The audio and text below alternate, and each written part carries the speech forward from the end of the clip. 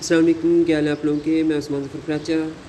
کچھ عرصہ پہلے میں نے ایک چھوٹا سا افسانہ لکھا تھا، نماز، وہ آپ لوگوں کے سامنے پیش کروں گا۔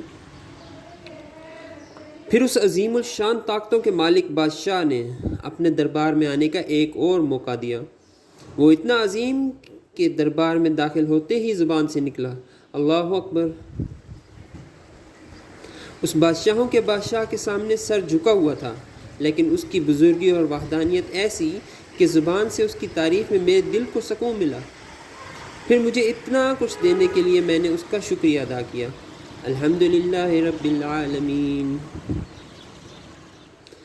اس نے مجھے اپنے دربار میں رہنے کا موقع دیا، اور میں تھا کہ بس اٹھتا تھا تو اس کی عظمت کا احساس ہوتا اور اللہ اکبر، اور بیٹھتا تھا تو اللہ اکبر، اور درمیان میں جب تھوڑی دیر کے لیے کہیں رکتا تو اس کی بزرگی اور وحدانیت مجھے میرے ہی دل کے سکون کے لیے اس کی تعریف میں زبان کو تر کرنے کے لیے ایک بار پھر سے تیار کر دیتی۔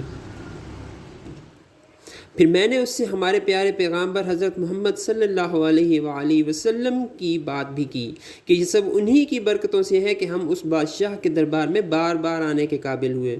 اللہم صلی علی محمد وعلی آل محمد وبارک وسلم علیہ۔ پھر جب اس بادشاہ کے دربار سے آنے کا وقت ہوا تو اس بے انتہا حکمتوں کے مالک نے میرے دل کی بات سمجھ لی اور کہا، مانگو جو کچھ مانگنا ہے، میں تمہیں کبھی بے سہارا نہیں چھوڑوں گا۔ پھر میں نے بہت کچھ مانگا، کیونکہ مجھے پتہ چل گیا تھا کہ وہ سب کچھ دے سکتا ہے، اور میں واپس آ گیا۔ جزاکم اللہ خیر۔